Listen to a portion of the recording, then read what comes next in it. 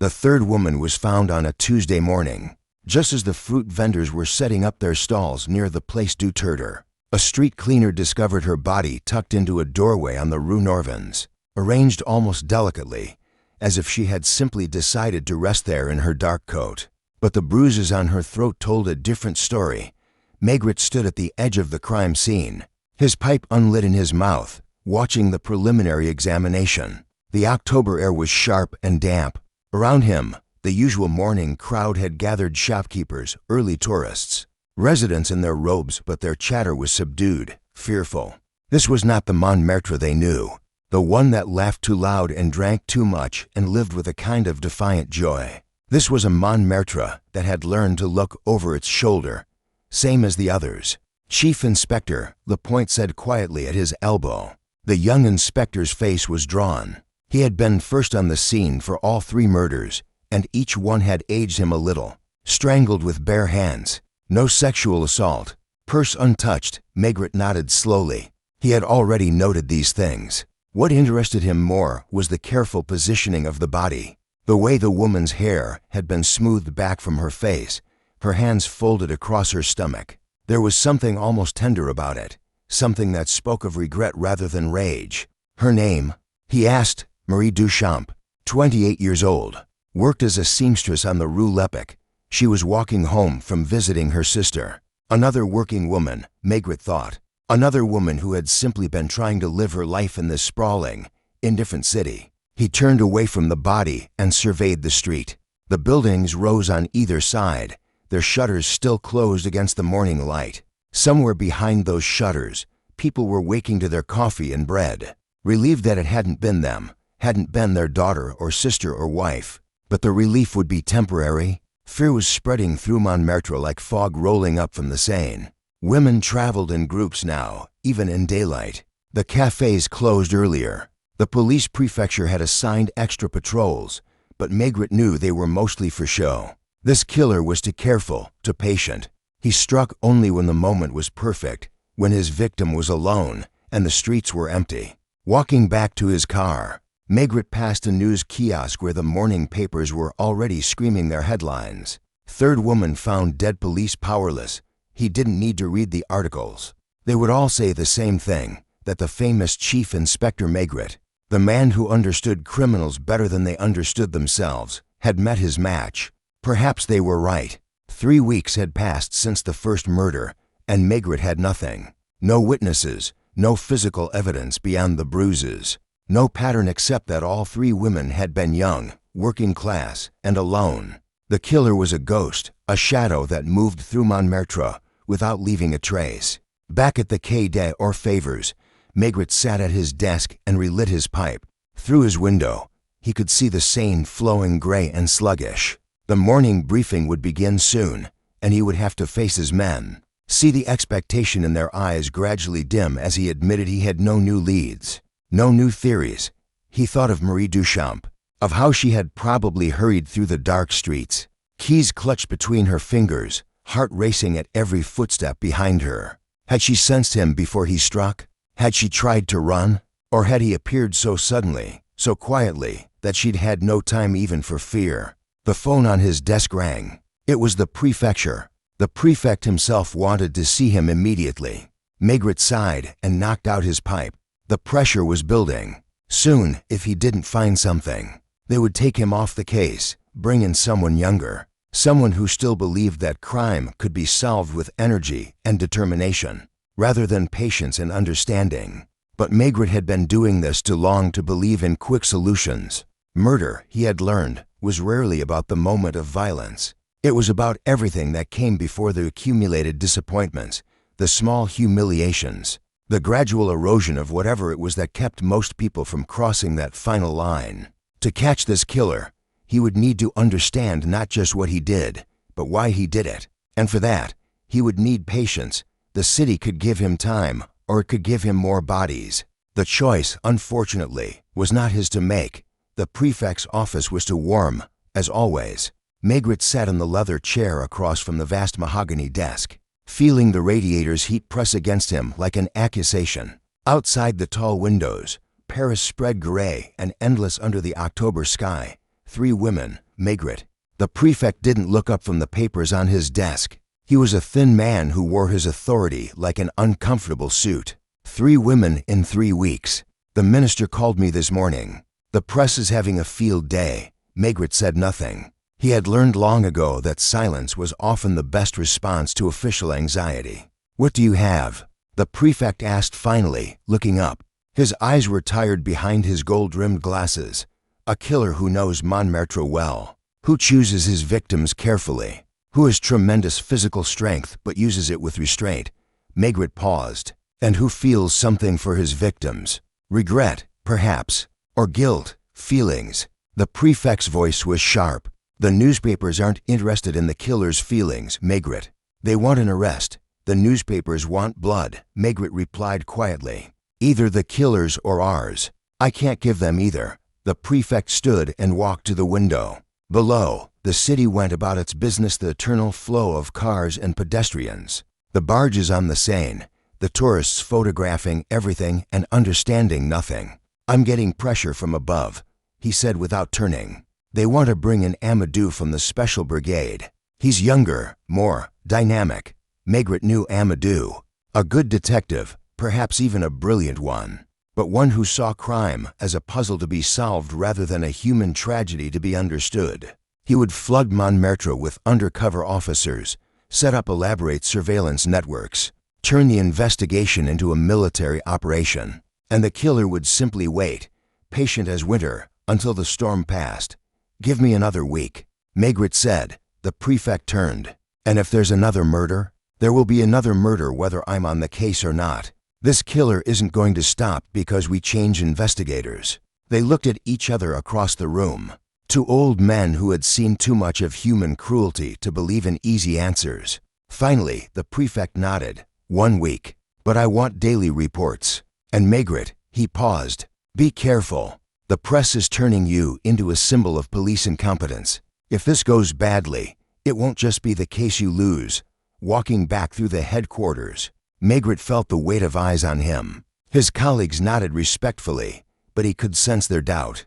Maigret, the great detective, the man who could look into a criminal's soul brought low by a strangler in Montmartre. In his office, Lucas was waiting with a stack of files, the forensic reports on all 3 victims, he said. I've been through them again. There's nothing new, but I thought perhaps Maigret took the files and set them aside. He had read them so many times he could recite them from memory. Instead, he walked to his window and looked out at the Seine. Lucas, he said, what do you know about loneliness?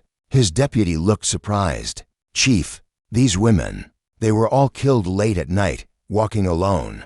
But why were they alone? In a city full of fear, why take such a risk? Lucas shifted uncomfortably. They had no choice. They had to get home. Marie Duchamp lived with 2 roommates. She could have called them, asked them to meet her. The second victim, Sylvie Moreau, passed 3 taxi stands without stopping. The first, Anna Blanc, took a route home that was 15 minutes longer than necessary. You think they wanted to be alone? Maigret turned from the window. I think they were used to being alone. I think loneliness was so much a part of their lives that even fear couldn't overcome it. He picked up his pipe. And I think our killer understands that. I think he's lonely too. That afternoon, Maigret walked through Montmartre. The tourist quarter near Sacré-Cœur was still busy, but the residential streets were nearly empty. Women hurried past in groups, their faces set and watchful. The cafés that remained open had few customers, and those who sat at the little tables did so with their backs to the walls, their eyes on the door. He stopped at the spot where Marie Duchamp had died. The police tape was gone, but someone had left flowers, white chrysanthemums already wilting. An old woman emerged from the building opposite and began sweeping her step. Though it was already clean. You're the detective, she said without looking at him. Double quotes, yes. I didn't see anything. I already told the others, I know. She continued sweeping, the bristles making a soft, repetitive sound against the stone. She was a nice girl, the woman said finally. Quiet. Always said good morning. She deserved better. They all did. The old woman looked up at him then, her eyes sharp in her wrinkled face. You'll catch him. Maigret wanted to reassure her, to promise that justice would be done. but he had made too many promises in his life to make them lightly now. "I'll try," he said. That evening, back in his office, Maigret spread out a map of Montmartre and marked the locations of the 3 murders. They formed no pattern, suggested no center. The killer was choosing his hunting grounds as carefully as he chose his victims. But there had to be something, some connection he was missing. Killers, even the most careful ones, were creatures of habit. They returned to what they knew, what felt safe. Somewhere in this maze of streets and alleys, the killer had a refuge, a place where he felt himself. Maigret picked up his phone and called Lucas. "I want surveillance on all the lonely women in Montmartre," he said. "Chief, that's impossible. There must be thousands, not surveillance then. Something else. A trap, perhaps, but subtle. Nothing that would alert him." There was a pause. What kind of trap? Maigret looked at the map, at the 3 small crosses marking where women had died. "The kind that uses bait," he said quietly. "The kind where we put our own people at risk. The women officers?" "Yes, volunteers only." "And Lucas," he paused, "make sure they understand. This killer is unlike any we've faced. He's not driven by rage or lust or greed. He's driven by something deeper, something I don't yet understand. They need to know the danger." After Lucas left, Maigret sat alone in his office as darkness fell over Paris. Through his window, the lights of the city began to appear, thousands of small brightnesses against the dark. Somewhere out there, the killer was watching too, waiting for his next opportunity. 1 week. The prefect had given him 1 week. It wasn't enough time to understand a human soul, but it would have to be. The meeting room was too small for the number of people Maigret had summoned. Inspectors lined the walls, their cigarette smoke forming a blue haze near the ceiling. At the center of the table sat 3 young women in civilian clothes, their faces carefully composed. They were police officers, but out of uniform they looked like any other working women one might pass on the streets of Montmartre. Inspector Maigret Jussumi was 26, with dark hair pulled back in a simple style. Next to her, Officer Claire Bonnard nervously touched the wedding ring she'd been asked to remove. The third, Officer Louise Mercier, sat perfectly still, her pale eyes fixed on Maigret with an intensity that reminded him why she'd graduated top of her class at the academy. "You all understand what I'm asking," Maigret said. "It wasn't a question to be bait," Louise said flatly. "To walk the streets where 3 women have died. To walk the streets as they walk them." Maigret corrected. "Alone, at night, appearing vulnerable. But you won't be alone. We'll have men stationed throughout Montmartre.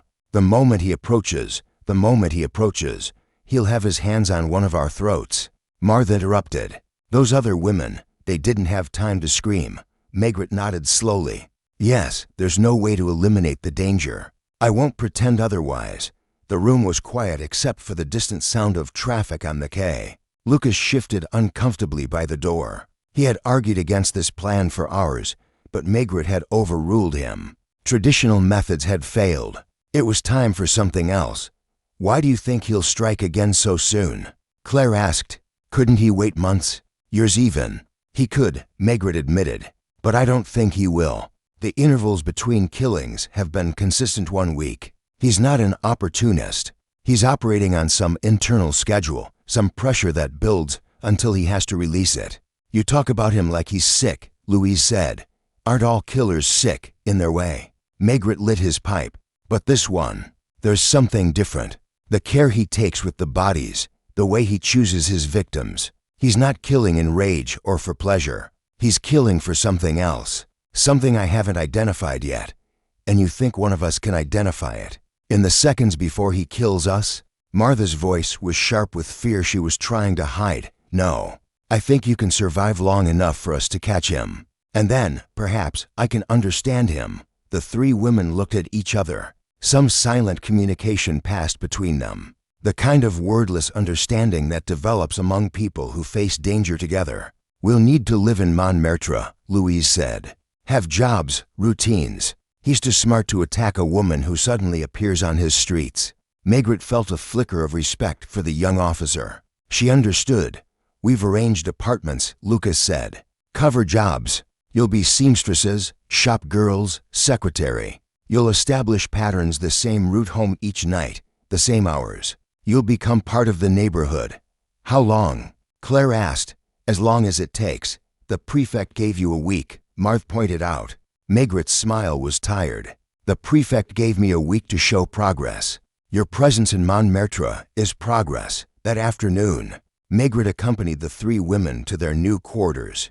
Marthe's apartment was on the Rue Lepic, a narrow two-room flat above a bakery. Claire would live near the Place du Tertre, in a building full of artists and tourists. Louise had been placed on the Rue Caulaincourt, in a respectable boarding house run by a police informant who knew nothing of the operation. Standing in Louise's small room, looking out at the gray rooftops of Montmartre, Maigret felt the weight of what he was doing. These women were volunteers, yes, but he was still using them as bait for a killer he didn't fully understand. Second thoughts. Chief Inspector? Louise asked. She had appeared silently beside him, a skill that would serve her well in the coming days. Always. He said, doubt is the only thing that separates us from the criminals. They're always certain. And this killer? Is he certain? Maigret considered. No, he said finally. I think he's full of doubt. That's what makes him dangerous. A man who kills without doubt is predictable. A man who kills despite his doubt, that's something else. That evening, Maigret set up his command post in an empty apartment on the Rue Norvins, central to all three women's locations. The room filled quickly with surveillance equipment, maps, duty rosters. Lucas coordinated the placement of undercover officers, men dressed as vagrants, late-night workers, lovers meeting in doorways. Every street the women would walk would be watched. It's not enough, Lucas said, studying the map. We can't cover every approach. He could come from anywhere. We're not trying to cover every approach, Maigret replied. We're trying to make him feel safe enough to act. Too many men on the streets, and he'll know it's a trap. And if he knows anyway, then we've lost nothing. He simply won't strike. We'll have lost time. The prefect wants results. This is how we get them. But privately, Maigret shared Lucas's doubts. The killer had operated for 3 weeks without making a mistake. What made them think he would make one now? That night, the three women walked their routes home for the first time. Maigret watched from his command post as his men reported in. Subject 1 passing the metro station.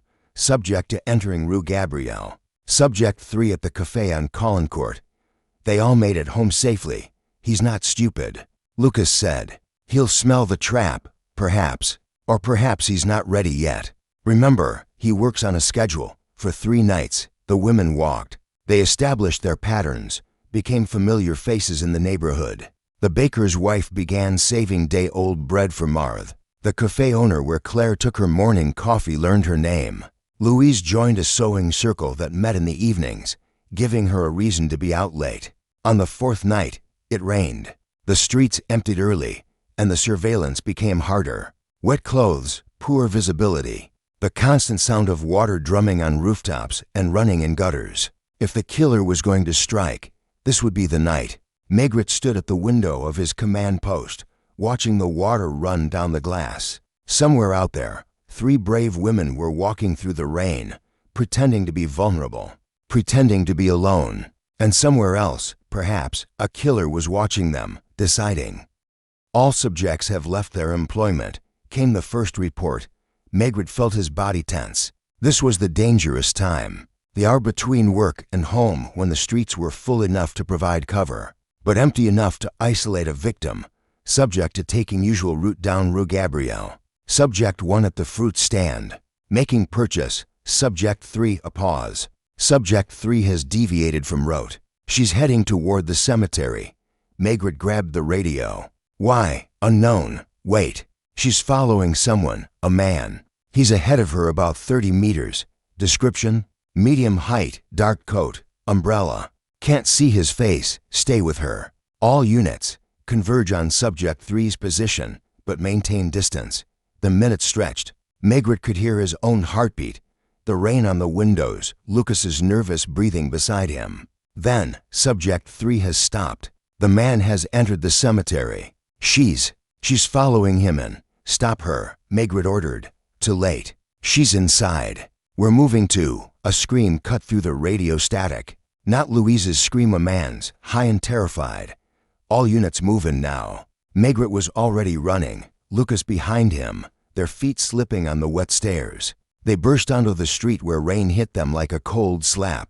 The cemetery was 3 blocks away. Maigret ran as he hadn't run in years, his chest burning, water streaming into his eyes.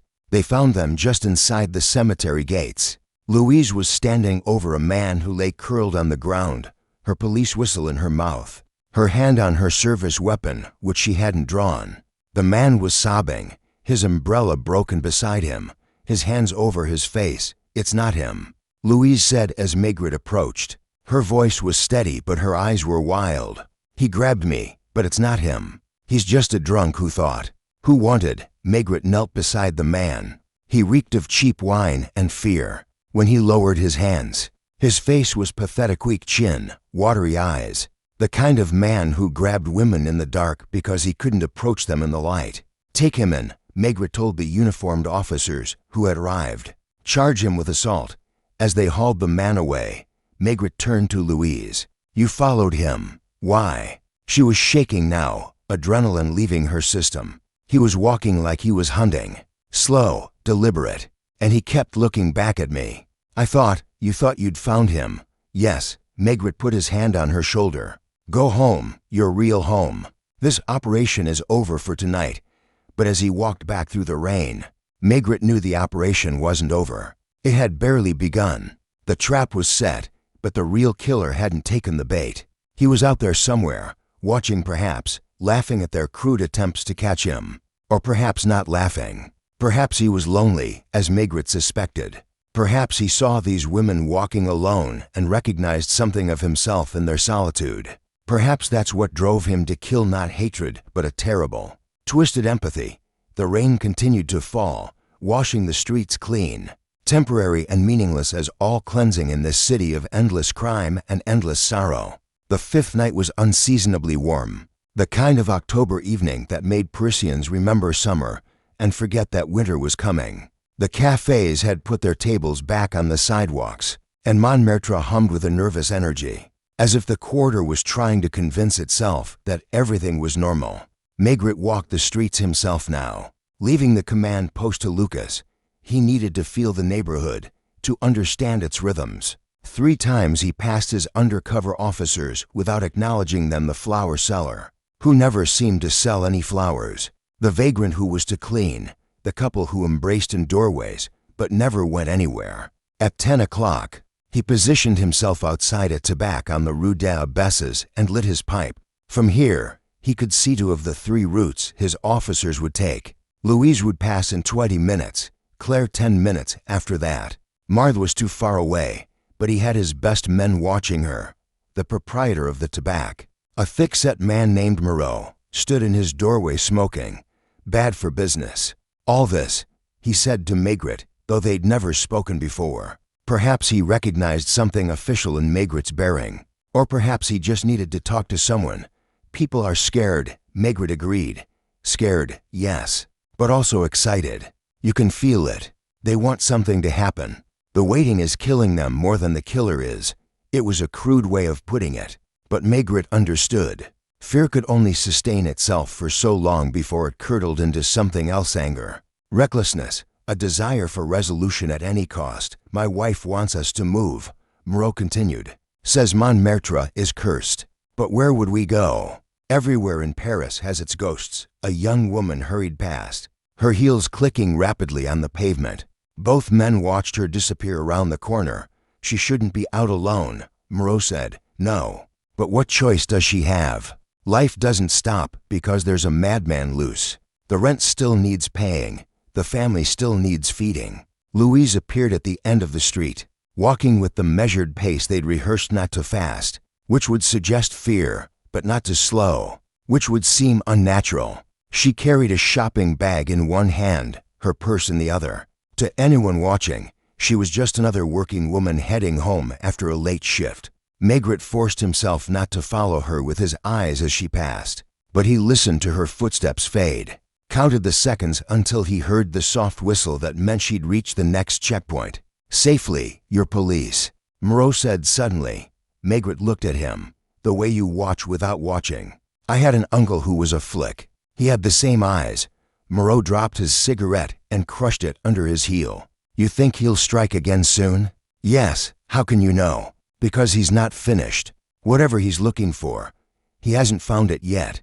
Claire passed by, and this time Maigret did watch. She looked younger than her 24 years, more vulnerable. She'd understood the assignment too well, had transformed herself into the perfect victim. It made his stomach clench. After she disappeared, Maigret walked on. The streets grew quieter as he moved away from the main thoroughfares. Here, in the residential heart of Montmartre, the killer had struck twice. The buildings pressed close, creating pools of shadow between the sparse streetlights. A perfect hunting ground. He thought about the killer, tried to put himself in the man's mind. You're out here somewhere, Maigret thought. You're watching, waiting. But what are you waiting for? What makes you choose one woman over another? Physical appearance seemed not to matter. The victims had ranged from plain to pretty, thin to full-figured. Age was a factor, all between 20 and 30, but that was a wide range. They'd all been working class, but in Montmartre, who wasn't? No, there was something else. Something in the way they walked, perhaps, or the expression on their faces. Something that called to the killer, that made him decide. This one, tonight. At midnight, Maigret returned to the command post. The three women had completed their routes safely. Lucas looked exhausted, the strain of coordinating surveillance showing in the deep lines around his eyes. Anything? Maigret asked, though he knew the answer. Nothing. A few drunks, a domestic dispute, a pickpocket we let go rather than blow our cover. But no sign of our man. Maigret sat heavily in a chair. Through the window, Montmartre spread out like a stage set, all shadows and yellow lights. Perhaps he knows, Lucas said. Perhaps he's spotted the surveillance. Perhaps, or perhaps he's already chosen his next victim. Someone we're not watching. That was the fear that kept Maigret awake at night. That while they played their elaborate game with their volunteer officers, the killer would strike elsewhere, would find some other lonely woman walking home, double the patrols around the edges of Montmartre. Maigret said, if he can't hunt here, he might expand his territory. Lucas made a note, then hesitated. The prefect called. He wants a report. Tell him we're making progress, are we? Maigret didn't answer. He wasn't sure what constituted progress anymore. They'd created an elaborate trap, but traps only worked if the prey was hungry enough to take the bait. What if this killer wasn't hungry? What if he was patient enough to wait them out? At 2 in the morning, Maigret walked home through the empty streets. His wife would be asleep, but she'd have left something for him in the kitchen, soup, perhaps, or a sandwich wrapped in cloth. These small kindnesses were what kept him anchored in a world that often seemed to consist entirely of cruelty and loss. As he walked, he found himself thinking not of the killer but of the victims. 3 women who would never walk these streets again. 3 lives cut short for reasons that might never be fully understood. That was the hardest part of his job, not the danger or the long hours or the bureaucracy, but the fact that even when he caught the killers, even when he sent them to prison or the guillotine, the dead remained dead. Justice was always incomplete, always too late. Near his apartment, he passed an all-night café. Through the steamed windows, he could see a few solitary customers hunched over their drinks. One of them, a man in a worn coat, looked up as Maigret passed. Their eyes met for a moment, and Maigret felt a chill that had nothing to do with the night air. The man's eyes were empty, devoid of the normal human emotions that even criminals usually displayed. They were the eyes of someone who had passed beyond ordinary experience, into some private world of compulsion and necessity. Then the man looked away, returning to his coffee, and Maigret walked on.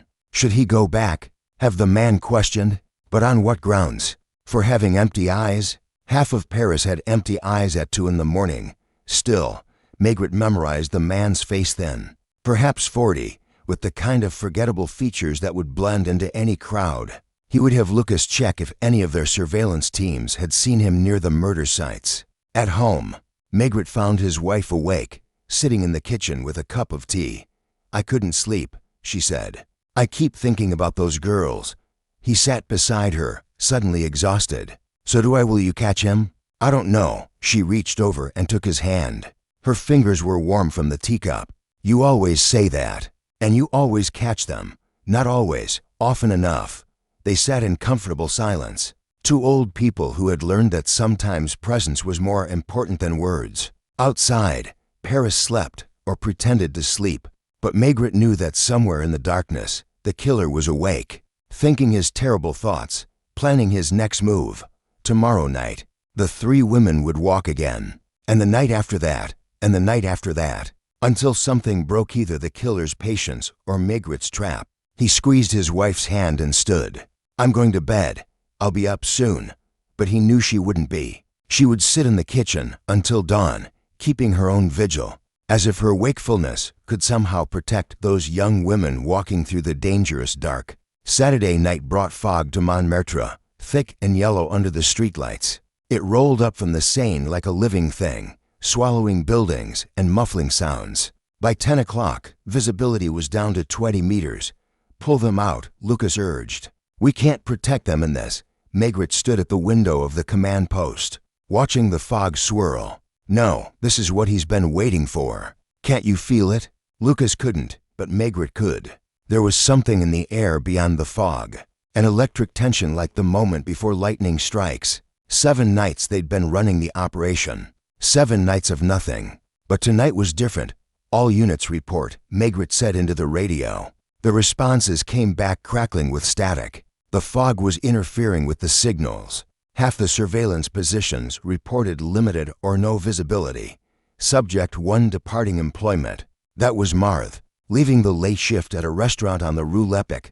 Subject 2 at the metro station. Claire, who'd been told to vary her route, sometimes taking the metro partway home. Subject 3. A pause. Subject 3 hasn't left the sewing circle yet. That was unusual. Louise was always punctual, had left at exactly 10:15 every previous night. Maigret felt his pulse quicken. "Check on her," he ordered. 5 minutes passed. Then, "She's not here. The other women say she left 20 minutes ago. Find her. All units, locate subject 3 immediately." The radio erupted with voices as officers broke cover. Searching. Maigret was already moving, Lucas behind him, down the stairs and into the fog. The streets were dreamlike, unreal. Sounds came from everywhere, and nowhere footsteps that might be echoes, voices that might be imagination. They headed for Louise's usual route, the path she'd walked every night from the sewing circle to her boarding house. But in the fog, even Maigret, who knew these streets like his own apartment, became disoriented. They found themselves at dead ends, in alleys they didn't recognize then. Cutting through the fog like a knife, a whistle. Police whistle, 3 sharp blasts. The signal for officer in distress. They ran toward the sound, stumbling over cobblestones, bouncing off walls. Other footsteps converged with theirs, the surveillance teams, all heading for the same point. They found them in a narrow passage between the buildings, barely wide enough for the people to pass. Louise was standing with her back to the wall, her whistle still in her mouth, her hand at her throat. A man was on the ground at her feet, not moving. "I couldn't." Louise's voice was hoarse. "He had his hands on my throat. I couldn't breathe. I kicked him, and he fell, and his head." She pointed to the wall where a dark stain showed against the stone. Maigret knelt beside the man. He was unconscious but breathing. Blood matted his hair where he'd struck the wall. Medium height, medium build, wearing a dark coat. Everything about him was medium, forgettable. Except for his hands, they were enormous, out of proportion to his body, with long, powerful fingers. "Get an ambulance," Maigret ordered. Then, to Louise, "Tell me what happened."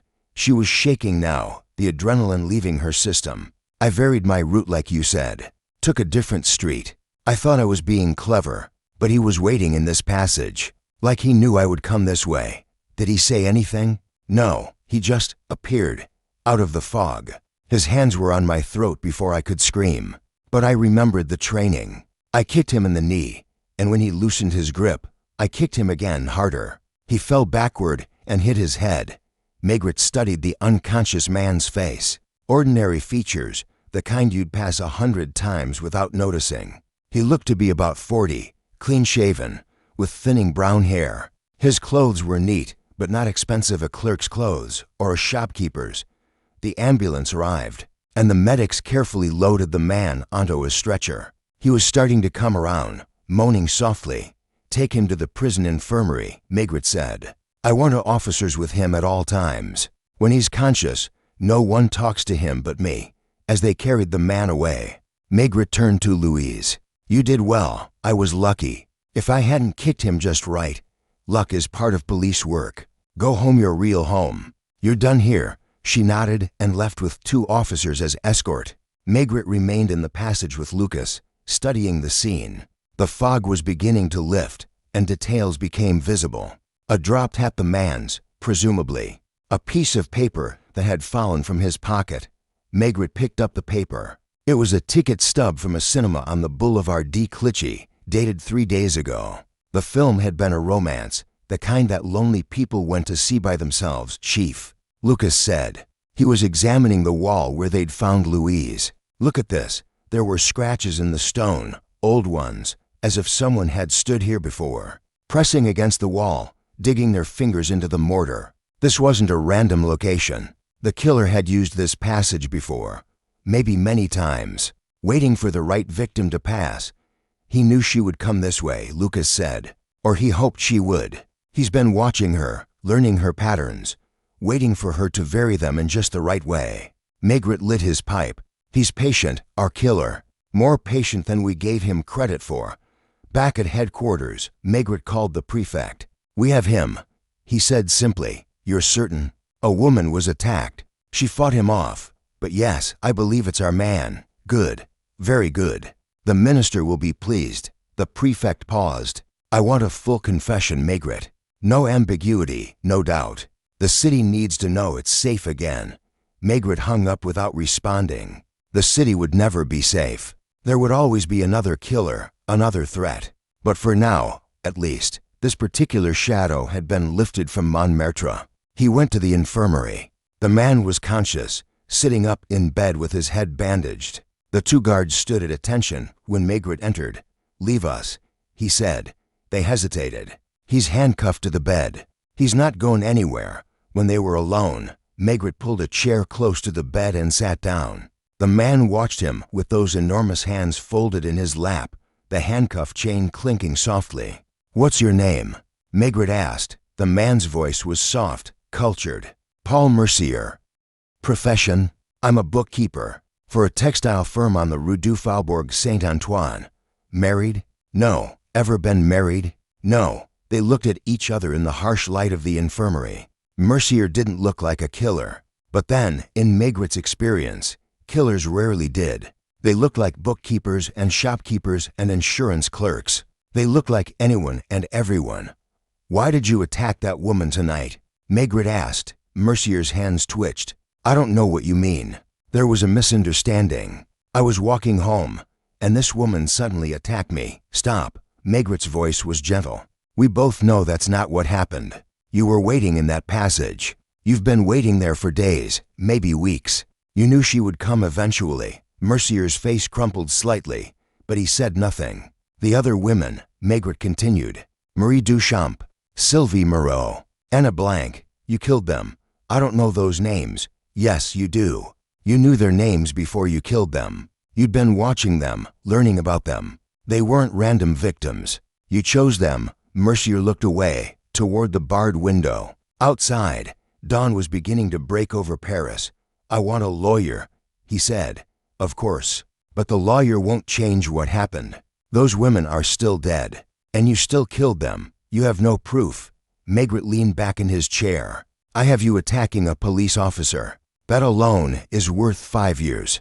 But we both know that's not why you're here. You're here because you couldn't stop. Because whatever drives you to kill wouldn't let you rest." Mercier's hands clenched and unclenched. His breathing had quickened. "Tell me about the loneliness," Maigret said. The man's head snapped around. "What? The loneliness? That's what connects them, isn't it? Not their appearance or their jobs, but their loneliness. You could see it in them, recognize it, because you carry the same loneliness yourself." Mercier stared at him, and for the first time, Maigret saw emotion in his eyes, not guilt or fear, but a terrible sadness. "You don't understand," Mercier whispered. "Then help me understand." But Mercier shook his head and turned away again. I want a lawyer, he repeated. Maigret stood. At the door, he paused. The loneliness doesn't go away, does it? Even after what you did to them. It's still there. Mercier didn't answer, but Maigret saw his shoulders begin to shake. Whether with tears or rage, he couldn't tell. The interrogation room at the Quai des Orfèvres was deliberately uncomfortable hard chairs. Harsh light, no windows. But Maigret had chosen instead to meet Mercier in his own office, with its view of the Seine and its comfortable chairs. He wanted the man relaxed, or as relaxed as a suspected killer could be. Mercier's lawyer, a young man named Dutour who specialized in hopeless cases, sat beside his client with a briefcase full of papers he would never need to consult. Mercier himself looked smaller than he had in the hospital, diminished by the ordeal of arrest and processing. He'd been given clean clothes his own had been taken for evidence, but they hung on him, as if he'd shrunk inside them. My client maintains his innocence, Dutour began, but Maigret raised a hand. Let's not waste time with formalities. Your client was caught attacking a woman. That much is indisputable. What we're here to discuss is why. Alleged attack, Dutour corrected. It was dark, foggy. Perhaps there was a misunderstanding. The woman he attacked was a police officer. Maigret said mildly. She's quite clear about what happened. Mercier shifted in his chair. His enormous hands were folded in his lap, perfectly still. But Maigret could see the tension in them. The way the knuckles were white with pressure. Tell me about your work. Monsieur Mercier, Maigret said, changing direction.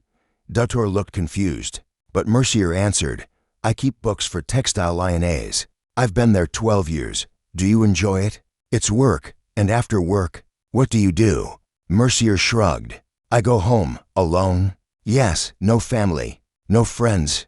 My client's social life is not relevant, Dutour began. Everything is relevant, Maigret said. He kept his eyes on Mercier. You live alone, work alone, spend your evenings alone. That must be difficult. Millions of people live alone, Mercier said. Yes, but not all of them kill. My client hasn't killed anyone. Maigret opened a file on his desk. 3 women have been strangled in Montmartre in the past month, all killed by someone with large, powerful hands, someone who knew the neighborhood well, someone who could approach them without arousing suspicion. Circumstantial, Dutour said. Perhaps. But then there's this. Maigret produced an evidence bag containing a small notebook. This was in your client's pocket when he was arrested. Would you like to tell us what's in it, Monsieur Mercier? Mercier's face had gone pale. That's private. Nothing is private in a murder investigation. Maigret opened the notebook. Names, dozens of women's names, with addresses, descriptions, schedules, including the 3 victims, and including Officer Mercier, though she gave a false name for the operation. Dutour reached for the notebook, read a few pages, then set it down. His expression had changed. You've been watching them, Maigret said. Following them, learning their routines. How long has this been going on? Mercier was silent. The first entry is dated 2 years ago, Maigret continued. 2 years of watching women, cataloging them like specimens. Why? It's not illegal to take notes, Mercier said quietly. No, but it's unusual. And when 3 of the women in your notes turn up dead, coincidence. Maigret leaned back in his chair and lit his pipe. The room filled with the comfortable smell of tobacco. Outside, a barge passed on the Seine, its horn echoing off the buildings. Tell me about your mother, Maigret said suddenly. Mercier flinched. What, your mother? Is she still alive? No, she died 5 years ago. And your father? 10 years ago. So you've been alone for 5 years. That's when the loneliness really started, isn't it? After your mother died. Dutour interrupted. Inspector, the psychological speculation. Your mother was difficult, wasn't she? Maigret continued, ignoring the lawyer. Demanding, critical. Nothing you did was ever good enough. Mercier's hands had started to tremble. But at least when she was alive, you weren't alone. Even her criticism was a form of attention. And then she died, and suddenly there was nothing. Just silence. Stop. Mercier's voice was barely audible. You started watching women because you couldn't approach them. You'd never learned how. Your mother made sure of that, didn't she? made you feel small, inadequate. So you watched from a distance, imagining conversations you'd never have, relationships you'd never experience. That's enough, Dutour said sharply. But Mercier had started to cry, silently, tears running down his face while his body remained perfectly still. And then watching wasn't enough, Maigret said gently. The loneliness became unbearable. You needed contact, even if it was violent contact, even if it lasted only seconds. They understood, Mercier whispered. Everyone in the room became very still. What did they understand? Maigret asked. The loneliness. I could see it in them. The way they walked, the way they held themselves. They were like me, alone, always alone. So you killed them? I freed them. Mercier looked up, his eyes bright with tears. Don't you see? I freed them from the loneliness. And for those few seconds, while I held them, neither of us was alone. Dutour had gone pale. This was as close to a confession as they were likely to get. Tell me about Anna Blanc, Maigret said. The first one. Mercier wiped his face with his sleeve. I'd been watching her for months. She worked in a laundry on the Rue des Martyrs. Every night, she'd walk home the long way, through the quiet streets. She didn't want to go home. I understood that. Home was just empty rooms and silence. So you followed her. For weeks. Just followed. I thought maybe one day I'd speak to her, say hello. But I couldn't. The words wouldn't come. And then one night, she was crying as she walked. Softly, trying to hide it, but I could see. And I thought how terrible it was that she had to cry alone, with no one to comfort her. So you killed her? I approached her. I wanted to say something kind, something helpful. But when she saw me, she looked frightened, started to back away. And I realized that I was just another threat to her, another danger in a dangerous world. I couldn't bear it. I reached out, just to touch her shoulder, to show I meant no harm. But she screamed, and my hands moved without my meaning them to stop the scream, you understand? Just to stop the scream. The office was silent except for the scratch of the stenographer's pen. And the others? Maigret asked, after the first one. I thought I'd never do it again. It was horrible. But also, he paused, searching for words. For those few seconds, while I held her, I felt something I'd never felt before. Connection. Understanding. She looked at me, and in her eyes, I saw recognition. She knew me, knew what I was, and I knew her. So you killed again. I tried not to. I stayed away from Montmartre for days. But the loneliness came back, worse than before. Because now I knew there was an alternative, even if it lasted only seconds. And tonight, Officer Mercier, I knew she was police. He looked directly at Maigret. I'm not stupid. The same 3 women walking the same routes every night? The men watching from doorways? I knew it was a trap. Then why? Because I couldn't stop. Because the loneliness was killing me anyway. At least this way, he shrugged. At least this way it ends. Maigret stood and walked to the window. The morning sun was painting the same gold. The city was waking up. People heading to work, living their lives. Most of them never knowing how close they walked to the edge of darkness. Paul Mercier. He said without turning around, I'm arresting you for the murders of Anna Blanc, Sylvie Moreau, and Marie Duchamp. Behind him, he heard Dutour begin the ritual protest, the promise of a vigorous defense. But it was all formality now. Mercier had confessed, not in legal terms perhaps, but in human terms. The rest was just paperwork. As they led Mercier away, he stopped at the door. Inspector, he said, do you ever feel lonely? Maigret turned to look at him. Yes, but you don't kill. No. What's the difference between us? Maigret considered the question. It was one he'd asked himself many times over the years. About many killers. I don't know. He said finally. Perhaps that's the only real difference. I don't know why I don't kill, and you don't know why you do. Mercier nodded, as if this made perfect sense, and allowed himself to be led away. The formal confession took 3 days to complete. Mercier, having begun to talk, seemed unable to stop.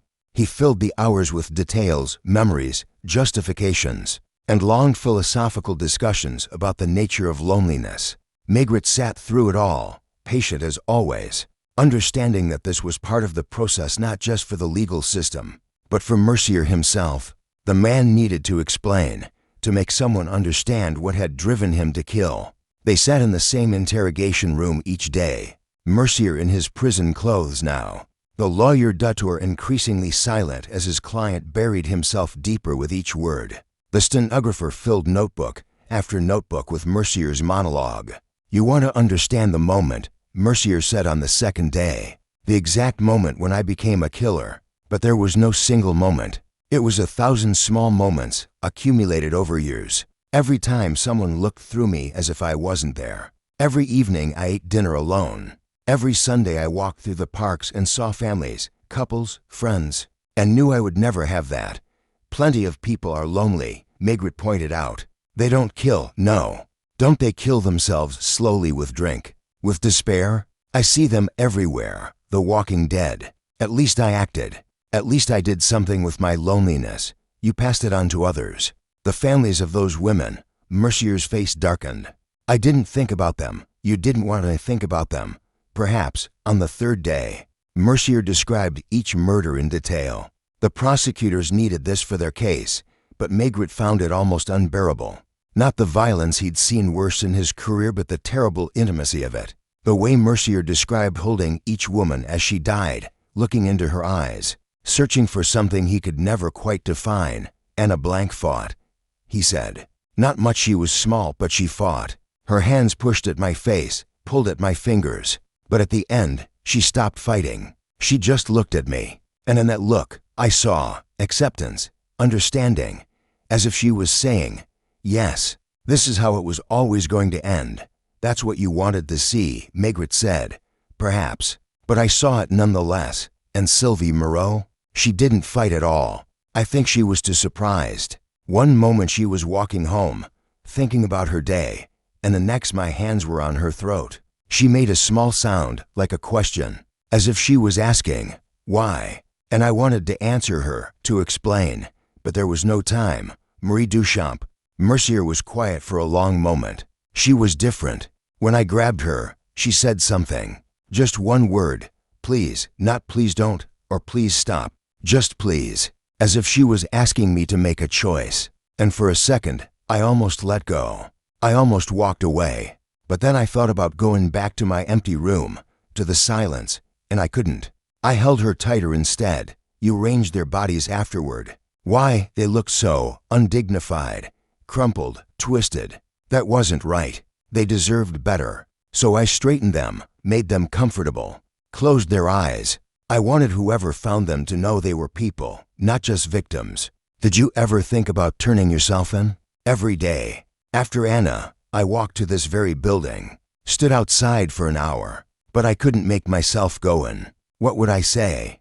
That I killed a woman because I was lonely? Who would understand that?" "I understand," Maigret said quietly. Mercier looked at him sharply. "Do you?" "I understand the loneliness. I don't understand the killing, but I understand what drives it. Have you ever been truly alone, Inspector? Not just by yourself, but alone in the world? No one to care if you live or die. No one to notice if you don't come home." Maigret thought of his wife, waiting for him each evening with dinner and quiet conversation. He thought of his colleagues, who would search for him if he disappeared. He thought of the network of human connections that held him to the world. "No," he admitted. "Then you don't really understand. You sympathize, perhaps, but understanding? That requires experience." Late on the third day, Dutour made one last attempt at a defense. "My client is clearly mentally ill," he said. "This obsession with loneliness, this delusion that he was freeing his victims, he needs treatment, not prison." "He knew what he was doing was wrong," Maigret replied. "He took elaborate precautions not to be caught. He selected victims carefully. This wasn't madness. It was choice, a choice driven by mental illness. All choices are driven by something. Greed, passion, fear, loneliness. If we excused every crime that had a psychological route, the prisons would be empty."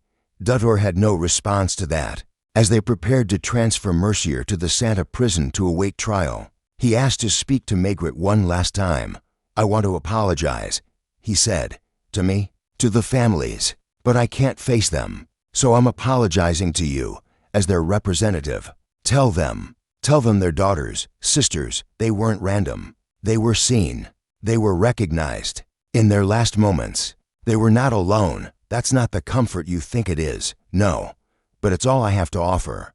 They stood facing each other in the harsh fluorescent light of the holding area. Mercier extended his hand, and after a moment, Maigret shook it. The killer's grip was firm, but not aggressive, just a man saying goodbye. "What will happen to me?" Mercier asked. "You'll be tried, convicted, probably sentenced to life in prison. Not the guillotine? Probably not. The courts are moving away from that for cases like yours, cases like mine." Mercier smiled bitterly. "How many cases like mine have you seen?" "Too many. And do they all end the same way?" "More or less. The loneliness doesn't end in prison, does it?" "I don't know. Perhaps you'll find something there. Work, routine, even friendship of a sort. Or perhaps I'll just be alone in a smaller room." There was nothing to say to that. Maigret watched as they led Mercier away, his footsteps echoing in the corridor until they faded to nothing. Paris exhaled. The newspapers ran triumphant headlines. Montmartre strangler caught. Maigret solves case. Women safe again. The story dominated the front pages for 3 days, complete with photographs of Mercier being led in handcuffs, artists' renditions of the crime scenes, and breathless accounts of the brave policewoman who had fought off the killer. Louise Mercier, no relation to the killer. Despite the shared surname, became an unwilling celebrity. Reporters waited outside her apartment, customers at the shops asked for her autograph, and the prefecture gave her a commendation she didn't want. She requested a transfer to a quiet suburban district and was gone within a week.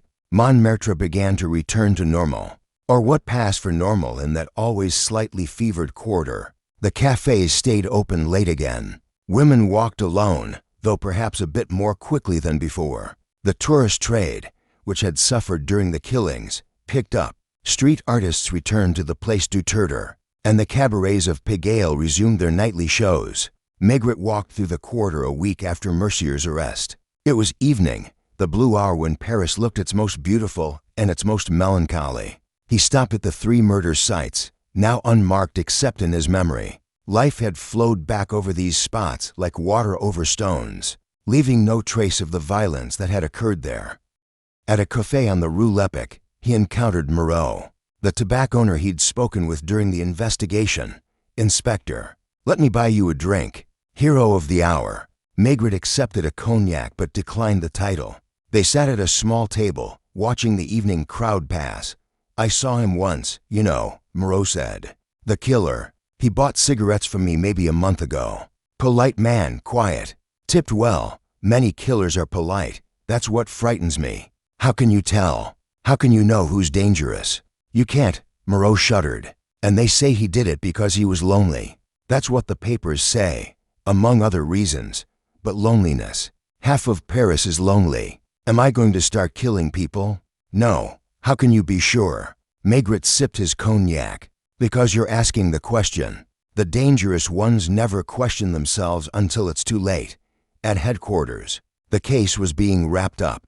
Lucas had assembled all the evidence for the prosecutors, the notebook with the women's names, the forensic reports, the confession transcripts. It would be an easy conviction. Mercier's lawyer was already negotiating for life imprisonment rather than death. "The press is calling you a hero again," Lucas said. "The press needs heroes. It sells papers. You saved lives. If he hadn't been caught, he would have kept killing." "Yes. Then why don't you look satisfied?" Maigret stood at his window, watching the Seine. A couple walked along the embankment, hand in hand. An old man fed breadcrumbs to the pigeons. A child threw a stick for a dog. Ordinary life, continuing as it always did. Because I didn't save the 3 who died. And because I didn't save Mercier. Save Mercier? He's a killer. He's also a human being who fell through all the cracks in our society. No family, no friends, no connections to anything or anyone. We're all so busy living our lives, we don't notice the people dying of loneliness right beside us. That's not our job. We're police, not social workers, no. But sometimes I wonder if we're just cleaning up the mess instead of preventing it. Lucas had no answer to that. That evening, Maigret went home to his wife. She had prepared a special dinner, roast chicken, his favorite, and opened a good bottle of wine.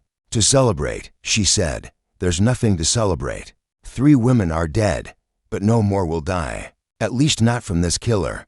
They ate in comfortable silence. Afterward, sitting by the fire, his wife knitting while Maigret smoked his pipe, she said, I read about him in the papers, about why he did it. The papers don't know why he did it. They just know what sells. They said he was lonely, yes, there but for the grace of God. She murmured. Maigret looked at her in surprise. Oh, not the killing, she said quickly, but the loneliness. If I hadn't met you, if we hadn't had each other all these years, who knows what I might have become? You would never, no, I would never kill, but I might have died inside. Slowly, quietly, the way so many people do, she set down her knitting.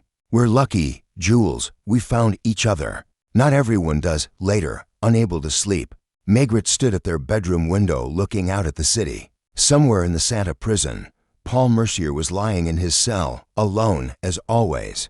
Somewhere in Montmartre, women were walking home, no longer afraid, but perhaps still watchful. And somewhere, almost certainly, another lonely soul was feeling the pressure build, the terrible weight of isolation that might one day drive them to do something unforgivable. The city slept on, indifferent to it all. That was Paris's great gift, and its great cruelty. It offered endless possibilities for connection, but guaranteed none. You could live your entire life surrounded by millions and die absolutely alone. Maigret returned to bed, careful not to wake his wife, but she reached out in her sleep and took his hand, an unconscious gesture of connection that meant everything and nothing. He held on tight, grateful for the small warmth against the dark. 2 weeks after Mercier's arrest, Maigret found himself unable to concentrate on new cases. He would sit at his desk, files open before him, but his mind would drift back to the interrogation room, to Mercier's flat voice describing the weight of loneliness. You're brooding, Lucas said, bringing in coffee one gray morning. I'm thinking, about Mercier? That case is closed. Cases close. Questions don't. Lucas set down the coffee and sat across from him. What questions? Why him? Why those women? Why then? Why that way? Maigret lit his pipe. We act like solving a case means understanding it, but all we really do is assign blame. We don't prevent anything. We just clean up afterward. That's the job, is it? Or have we just accepted that it is? Lucas looked uncomfortable. He was a good detective, thorough and loyal, but he didn't like these philosophical wanderings that sometimes overtook Maigret. The prosecutor called, Lucas said, changing the subject. Mercier's trial is set for January. They'll want you to testify. Of course, it should be straightforward. With his confession, his lawyer is planning an insanity defense. It won't work. Mercier knew what he was doing, did he? Or was he compelled by something beyond his control? Maigret stood and walked to the window. The Seine was brown and swollen with autumn rain. If loneliness is a kind of madness, then he was insane. If it's not, then half of Paris is guilty of something. That afternoon, Maigret did something unusual. He visited Mercier's apartment. It hadn't been sealed. There was no need. With the killer in custody, but the landlord hadn't yet rented it out. Bad luck, he said, to live where a killer lived. The apartment was exactly what Maigret had expected. 2 rooms on the 4th floor, sparse furniture, everything clean and orderly. No photographs, no personal touches. It could have been anyone's apartment, or no one's. In the bedroom, Maigret found Mercier's books, mostly accounting texts, but also some philosophy, some poetry. Baudelaire, heavily annotated. Passages about loneliness and death underlined. Notes in the margins in Mercier's neat handwriting. One note caught his eye. He understands. The poet understands what it's like to be already dead while still walking. In the kitchen, a single plate, a single cup, a single chair at the table. The refrigerator held the minimum: milk, bread, cheese. Food for sustenance, not pleasure. Maigret sat in the single chair and tried to imagine Mercier's life. Coming home each evening to this silence, eating his solitary meal, going to bed alone, waking alone, day after day, year after year. How long before such a life became unbearable? How long before the need for human connection, any connection, overwhelmed everything else? The landlord appeared in the doorway. Found what you're looking for, Inspector. I don't know what I'm looking for. Understanding, maybe? That's what you do, isn't it? Understand killers? Sometimes. Not always. Can you understand this one? Maigret stood, looked around the empty apartment one last time. I understand the loneliness. I don't understand the choice to kill. Maybe there wasn't a choice. Maybe he was just broken. We're all broken in some way. But not all of us kill. No, not all of us kill. That evening, Maigret walked home through Montmartre. The quarter had fully recovered its vitality. Music spilled from the cabarets. Tourists photographed everything. Lovers kissed in doorways.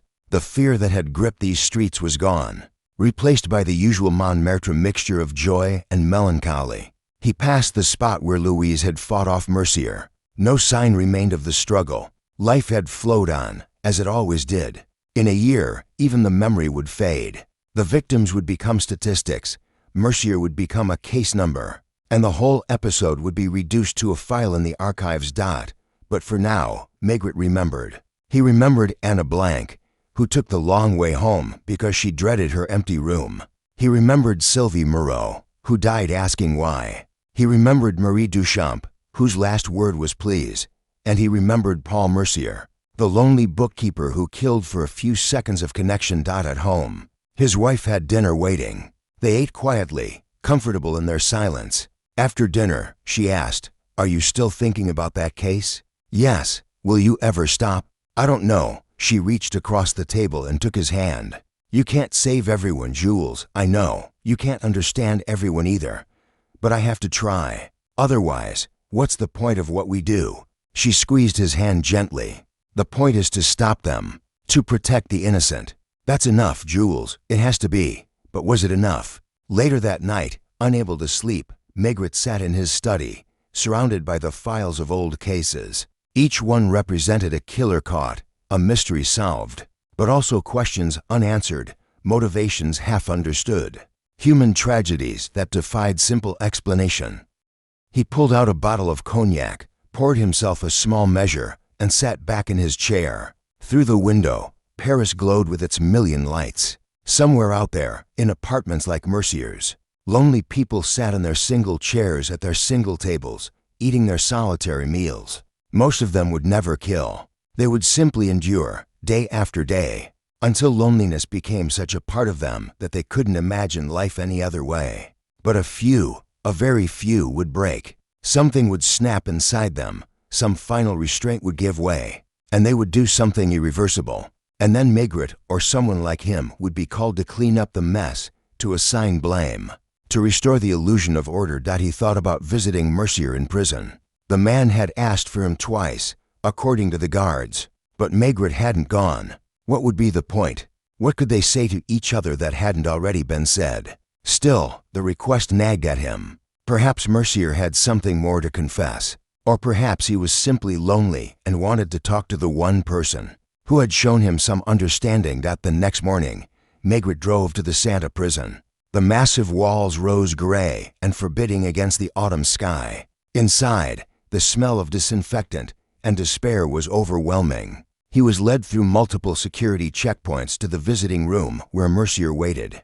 The killer looked smaller than before, diminished by the prison uniform and the weight of his circumstances, but his eyes were alert, almost eager. "Inspector, thank you for coming. What did you want to tell me?" "Nothing, everything." Mercier smiled sadly.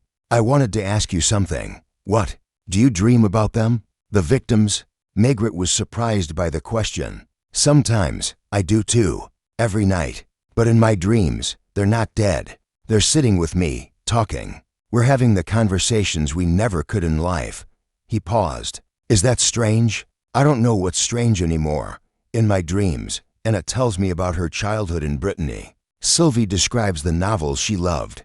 Marie talks about her nephew, how she was saving money to buy him a bicycle for his birthday." Mercier's eyes filled with tears. "I know more about them now in death than I ever could in life. Isn't that the cruelest irony? You know only what you imagine about them, perhaps. But imagination is all I have now." He wiped his eyes. "I called you here to ask a favor." "What kind of favor?" "I want to write to their families, to apologize properly. But I don't know if they'd want to hear from me. Could you ask them?" Maigret considered. It was an unusual request, potentially painful for the families. But sometimes such letters help with closure. "I'll ask," he said. "But if they say no, that's the end of it." "Of course." Mercier looked around the visiting room with its barred windows and scarred tables. "I have a job here, in the library. It's good to have something to do. And the other prisoners? They leave me alone. They think I'm crazy. Maybe I am." He managed a small smile. "It's strange, but I'm less lonely here than I was outside. Here, loneliness is normal. We're all alone in our cells. Outside, I was alone in a city full of people. That was worse somehow." As Maigret stood to leave, Mercier called out, "Inspector, can I ask you one more thing? What if you had been as lonely as I was, as desperate for connection? Do you think you could have done what I did?" It was the question that had been haunting Maigret since the arrest. He wanted to say no, definitely not, never. But that would be a lie, and he owed this broken man at least the truth.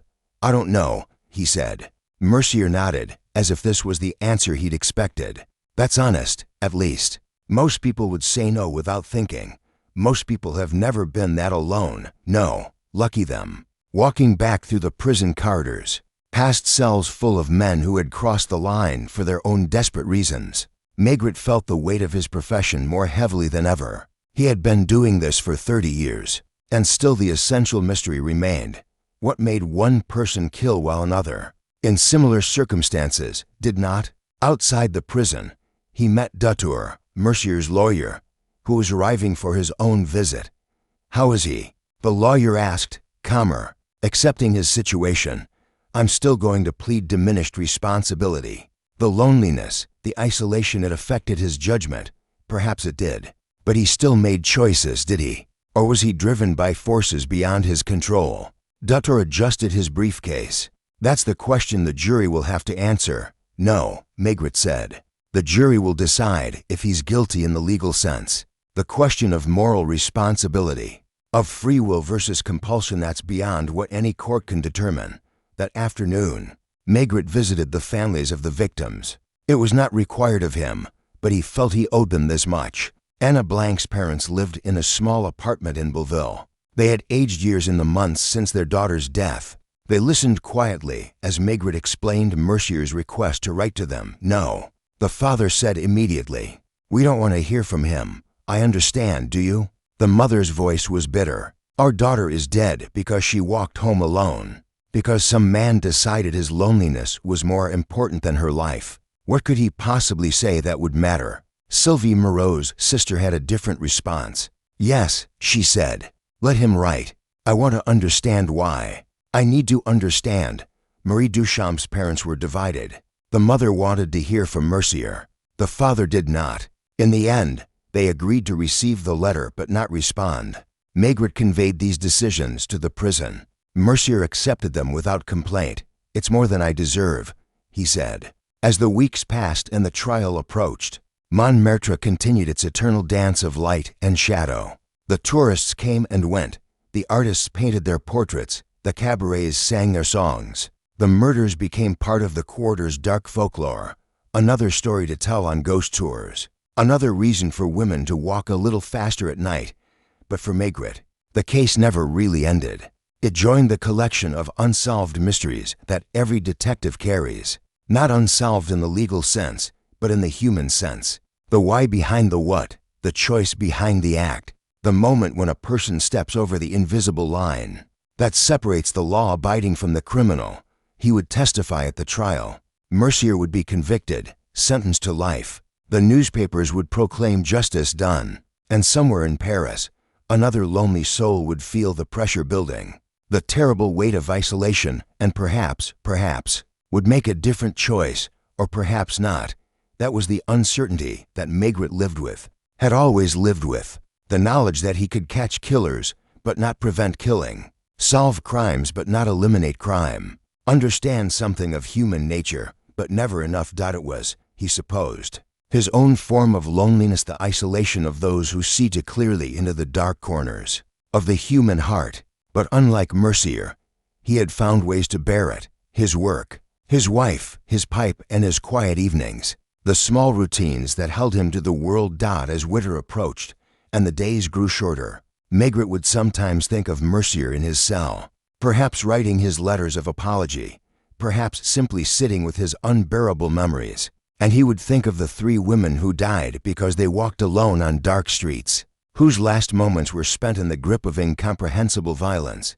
Justice had been served, as much as it ever could be. But justice and understanding were different things, and Maigret, who had spent his life pursuing both, knew that only one could ever be fully achieved. January brought the trial, and with it, a cold rain that seemed to wash all color from Paris. The city became a study in gray skies, gray buildings, gray faces hurrying through gray streets. It was weather that suited a murder trial, Maigret thought, standing outside the Palais de Justice, his collar turned up against the drizzle. The courtroom was packed. The press had returned in force, eager for the final chapter of the Montmartre Strangler story. The families of the victims sat in the front row, dressed in black, their faces carefully composed. Behind them, curious Parisians, who had queued since dawn for a seat at the spectacle of justice. Mercier looked even smaller in the defendant's box, flanked by 2 guards. He had lost weight in prison, and his suit the same one he'd worn as a bookkeeper hung loose on his frame. He kept his eyes down, only occasionally glancing at the crowd as if looking for someone. When his gaze met Maigret's, he nodded slightly, a greeting between 2 men who had shared something indefinable. The prosecution's case was straightforward. They presented the evidence methodically: the notebook with the women's names, the forensic reports, the confession. Maigret testified for 2 hours, recounting the investigation and arrest in his careful, precise way. When asked about Mercier's motive, he said simply, "Loneliness that became unbearable." The prosecutor seized on this. "Loneliness is not a defense for murder, Inspector. I wasn't offering a defense. I was stating a fact." Dutour's defense was passionate but futile. He painted a picture of a man destroyed by isolation, driven mad by a society that had no place for the truly alone. He read from psychiatric reports that diagnosed Mercier with severe depression, social anxiety disorder, and possible schizoid personality disorder. He argued for hospital treatment rather than prison. But when Mercier himself took the stand, he undermined his own defense. "I knew it was wrong," he said quietly. "Each time, I knew, but the knowing wasn't enough to stop me. The need was stronger than the knowledge." "The need for what?" the judge asked. "Connection, contact, to not be alone, even for a few seconds. And you achieved this connection through murder?" "I achieved nothing. That's the worst part. The loneliness didn't go away. It just got worse, because now I was alone with what I'd done." The jury deliberated for less than 3 hours. Guilty on all counts. The judge sentenced Mercier to life in prison with no possibility of parole for 20 years. Mercier received the sentence without emotion, as if it were happening to someone else. As the guards led him away, he passed close to where Maigret stood. "Thank you," he said softly. "For what?" "For trying to understand." And then he was gone, swallowed by the doorway that led to the prison transport, to the rest of his life in a cell. Outside the courthouse, the rain had intensified. Maigret stood under the portico, watching the water cascade off the stone gargoyles. Lucas appeared beside him with an umbrella.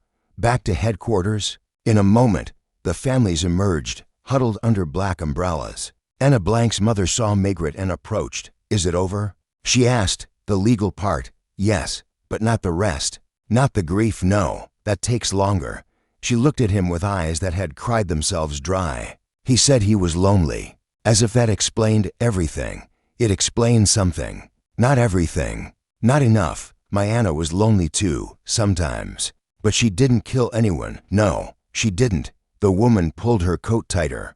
"I don't understand it. I never will. Neither do I, madam. Not really." She walked away into the rain, a small figure in black disappearing into the gray city. One by one, the crowd dispersed, returning to their lives, their own struggles with loneliness and connection. Maigret finally accepted Lucas's umbrella, and they walked through the rain-slicked streets back to the Quai des Orfèvres. The Seine was running high and fast, murky with winter runoff. A few barges pushed against the current, their pilots hunched against the weather. "New case came in while you were at court," Lucas said. "Robbery in the Marais. Jeweler's shop, suspects, the usual professionals, should be straightforward. After Mercier, Maigret welcomed straightforward. Criminals who killed for money were easy to understand. Their motives were clear, their methods predictable. They didn't force you to look into the abyss of human loneliness. That evening, Maigret walked home through Montmartre one last time. The rain had stopped, leaving the streets shining under the gas lamps. The quarter had completely recovered from its season of fear. Couples dined in warm restaurants. Music drifted from basement clubs. Life continued in all its messy vitality. He stopped at the 3 murder sites, now unmarked and unremarkable. No plaques, no memorials. Nothing to indicate that 3 women had died here for no reason except one man's terrible loneliness. Paris had absorbed their deaths as it absorbed everything indifferently, eternally, without pause. At the last site, where Marie Duchamp had died, someone had left fresh flowers, white roses, already heavy with rain. There was no card, no indication of who had left them. Perhaps a family member, a friend, or just someone who remembered and wanted to mark the spot. However temporarily. Maigret stood there for a long moment, his pipe unlit in the damp air. He thought about Mercier, beginning his life sentence. He thought about the 3 women, their lives cut short. He thought about loneliness and connection, about the thin lines that separate the sane from the mad, the lawful from the criminal. A young woman hurried past, glancing at him nervously. A man standing alone on a dark street even now, even with the killer caught. It was a sight that inspired fear. He touched his hat to her reassuringly and walked on. At home, his wife had dinner waiting, a simple stew, perfect for a cold, wet evening. They ate quietly, comfortable in their silence. After dinner, sitting by the fire, she asked, "How was the trial?" "As expected. Life in prison, good, is it? He'll spend the next 20 years, maybe 30, alone in a cell. The thing that drove him to kill, the loneliness, will be his only companion. That seems like justice to me, perhaps. Or perhaps it's just revenge." She looked at him over her knitting. "You're in one of your moods, am I? The mood where you question everything, including yourself. It will pass." She was right, of course. It would pass. Tomorrow or the next day. There would be a new case, new problems to solve, new criminals to catch. The doubts would recede, pushed aside by the demands of the work, but they would never disappear entirely. They would lurk in the corners of his mind, emerging on quiet evenings or rainy afternoons, reminding him of all the questions he couldn't answer. Late that night, unable to sleep, Maigret stood at their bedroom window looking out at the city. The rain had returned, gentle now, almost a mist. The streetlights created halos in the dampness, and Paris looked soft, almost forgiving. Somewhere in the Santa prison, Paul Mercier lay in his narrow bed, alone with his guilt and his memories. Somewhere in the city, other lonely souls sat in their single chairs at their single tables, fighting their own battles with isolation. Most would win, or at least achieve a draw, but a few would lose, and when they did, Maigret or someone like him would be called to clean up the aftermath. That was the job, not to prevent tragedy, but to respond to it. Not to heal wounds, but to document them. Not to save souls, but to rest bodies. It was necessary work, even noble in its way. But it was also, Maigret reflected, profoundly limited. He returned to bed, careful not to wake his wife. Outside, the rain continued to fall, soft and steady, washing the city clean for another day's accumulation of grime and guilt. In a few hours, dawn would come, and with it the resumption of ordinary life, work and duty. Small pleasures and smaller irritations, the 1,000 little things that keep most people anchored to the world. But for now, in the darkness between night and dawn, Maigret lay awake thinking about loneliness and connection, about 3 women who died because they walked alone, and about a man who killed because he couldn't bear his solitude. There were no answers, only questions that echoed in the silence like footsteps in an empty street. The rain fell harder, drumming on the roof, and finally, mercifully, Maigret slept.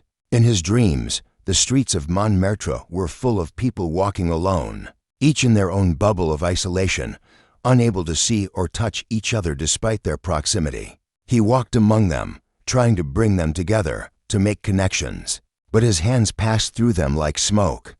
When he woke at dawn, the rain had stopped. Pale sunlight filtered through the curtains, and his wife was already up, making coffee in the kitchen. The world had returned to normal, or what passed for normal. The Mercier case was closed, filed away, reduced to memory and paperwork. But as Maigret dressed for another day's work, he carried with him the weight of those unanswered questions, those unsolvable mysteries of the human heart. They were his burden and his motivation, the thing that made him good at his job and also, perhaps, the thing that would one day break him. The city was waking up around him as he walked to work shutters opening, cafés brewing their first coffee, delivery trucks rattling over cobblestones, life continuing, indifferent to individual tragedies, resilient in its ordinariness. At the Quai des Orfèvres, Lucas had the files for the jewelry robbery ready on his desk. Maigret picked them up, grateful for their simplicity. Greed he could understand. Greed was straightforward. But as he began to read, his mind wandered one last time to Paul Mercier. Beginning his first full day of life imprisonment, the man would have decades to contemplate what he'd done, to relive those terrible moments when loneliness drove him to the ultimate disconnection, taking a life. Perhaps, in time, he would find some kind of peace. Perhaps the routine of prison, the forced community of other inmates, would provide the structure he'd never been able to create for himself in the free world. Or perhaps he would simply decay slowly, alone in his cell, a living reminder of what happens when human connection fails completely. Maigret set aside such thoughts and focused on the new case. There was work to be done, crimes to solve, justice to pursue, imperfect and incomplete though it might be. The rain had washed the streets clean, but by evening they would be dirty again. That was the nature of cities, and of life itself, an endless cycle of soiling and cleansing. Crime and punishment, questions asked and never quite answered. The phone rang. Another case, another crime, another entry in the endless ledger of human failing. Maigret reached for the receiver, ready to begin again. Outside his window, the Seine flowed on, carrying its burden of rain and waste toward the sea. The city hummed with life and death, joy and sorrow, connection and isolation. And somewhere in Montmartre, the streets where 3 women had died were just streets again, filled with people hurrying about their business, most of them never knowing how close they walked to the edge of darkness. The Mercier case was over, but the questions it raised would linger, like fog in the morning streets, like rain on the window, like the loneliness that sits in every human heart waiting.